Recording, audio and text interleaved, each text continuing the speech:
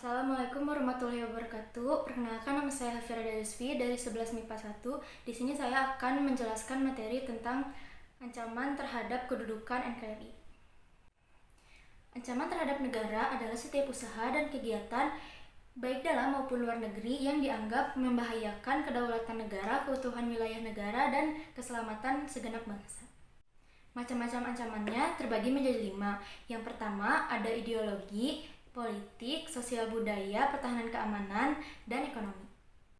Yang pertama ada ancaman di bidang ideologi. Ancaman ini mempunyai kemampuan yang dinilai akan membahayakan pemikiran masyarakat suatu negara.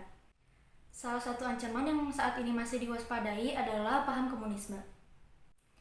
Nah, contoh kasusnya ada 2. Yang pertama ada pemberontakan PKI. Dia ini bertujuan ingin membentuk Republik Soviet Indonesia.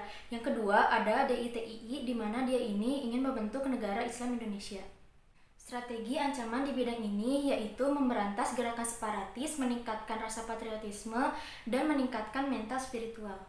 Yang kedua ada ancaman di bidang politik. Ancaman ini dapat bersumber dari dalam maupun luar negeri. Contohnya dari luar negeri ada intimidasi, provokasi, blokade politik, dan tekanan politik. Nah, contoh dari dalam negerinya adalah gerakan separatisme. Contoh kasusnya seperti RMS atau Republik Maluku Selatan. Dia ini ingin membentuk negara sendiri dan pisah dari negara Indonesia. Kedua ada gerakan Andi Aziz. Gerakan ini tuh merupakan penolakan Andi Aziz terhadap TNI yang ingin masuk ke wilayah Sulawesi Selatan.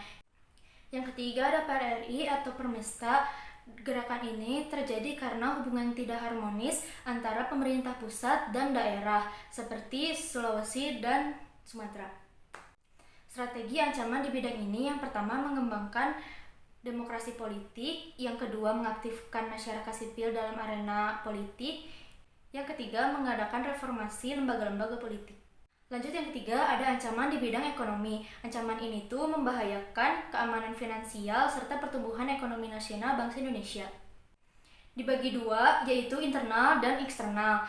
Kalau internal kayak inflasi, pengangguran, infrastruktur, dan kebijakan ekonomi yang merugikan masyarakat. Faktor eksternal ada daya saing yang rendah, ketergantungan terhadap asing, dan kinerja ekonomi yang buruk.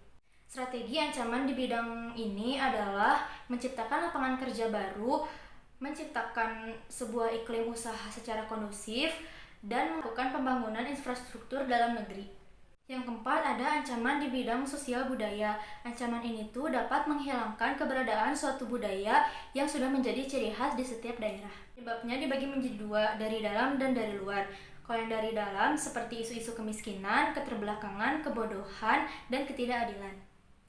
Kalau dari luar, contohnya kayak sifat-sifat hedonisme, sikap individualisme, munculnya gejala westernisasi, hilangnya nilai keagamaan dan sosial dalam masyarakat. Pertama di bidang ini adalah membuat kebijakan wajib belajar 12 tahun, berpegang teguh pada ideologi Pancasila, dan ketiga membuat lapangan pekerjaan baru dan membina para pengangguran.